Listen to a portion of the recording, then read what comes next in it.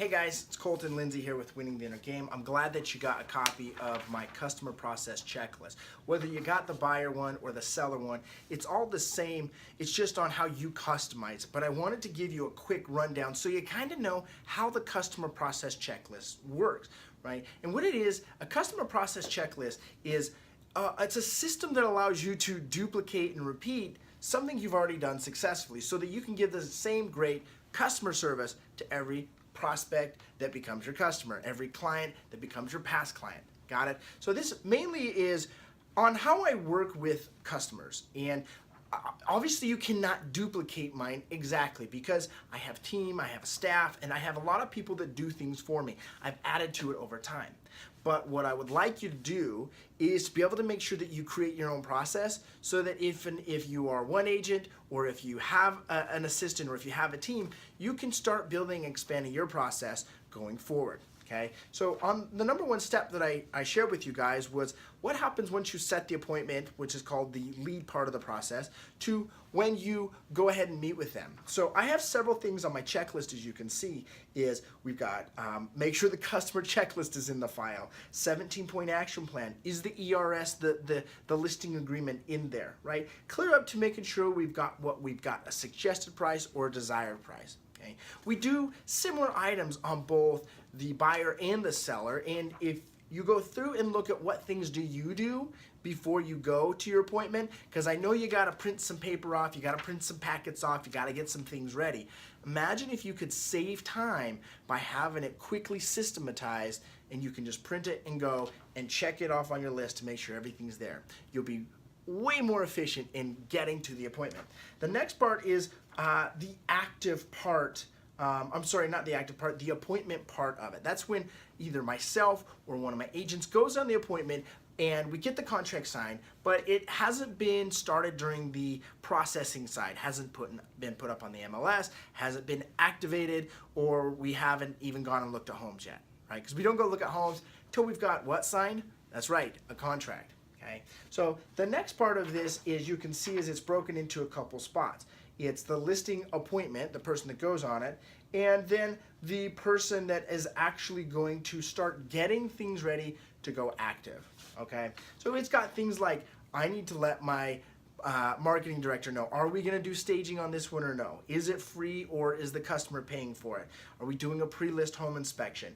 Are we taking pictures and who's taking them? And it's always the same on these, by the way, because we use the same vendors, all of our affiliates. It makes it systematized and easy, right? Are we collecting the processing fee up front or at closing? Because some files, like short sales, we collect it up front before we even work on the file, right? And then also, once I get that information to our marketing director, such as is the home vacant or is it occupied, he can then take it from there and start to put the actions into play. He can schedule the stagers to get out there, schedule the inspector to get out there, can schedule to get the key box up and the sign place, get it listed on the MLS, make sure that it's changed in our Mojo dialer, doing all of those things that we've learned in Fearless Agent to be able to create that process on a level 10.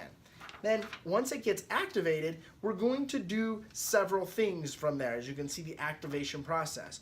We're going to still have the seller disclosures placed on the MLS. We're going to also do things like a 14-day reminder email that goes out to them.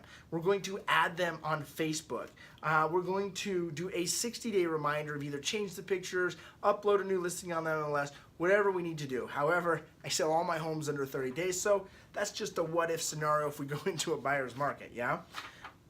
Also, we got to do some things like make sure that the title PR is ordered. Make sure that we've got all of those judgments cleared. Make sure that things are coordinating with our title and escrow company. Once we have all that handled, it goes to our transaction coordinator. Now, you might be wearing the same hat for all of these different things, but for me and my business, it starts with the agent, it moves to the marketing director, moves to the transaction coordinator, then it moves back to the agent and the marketing director as far as with the past client process, okay? Once you go under contract, you're gonna have things like, I need to print off the transaction checklist and get that organized for us. We have to have the under contract info sheet for all parties involved. We want to have record of the contract dates. We want to know those dates so we can follow those along. And then obviously we want to make sure that we're doing under contract celebration calls. So Sarah, our transaction coordinator, will schedule a call one day after we go under contract for the agent to call and just celebrate with our client and ask if they have any questions before we get going and introduce Sarah along the way. And you can see there's other items we got to do, like the due diligence deadline for the inspection, the finance and appraisal deadline for the appraisal, and then getting everything ready to go for settlement. And I want to give you a few things. And I'm not explaining exactly item for item how we do this, but I'm hopefully getting the message across to you that you can create your process so that you've got it rock star, ready to rock and roll. And all of our settlement things, we have to make sure, are our repairs completed 7 days before closing?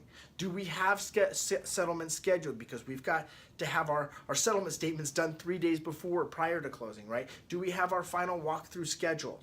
Okay, and then till it goes to once we have sold, they sign at the title and escrow company, and then we have to then make some changes on the MLS, add it to as sold.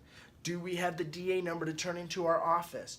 Did we add a happy birthday reminder call to Mojo, right? So all of these things, then we do set it up so that they become our past client process, which is a whole other process that we follow that involves sending mailers to them, calling and celebrating with them, sending gift cards to them, and just continuing to allow them to be our raving fans. I hope that this video helped you along with my free copy of my customer process checklist.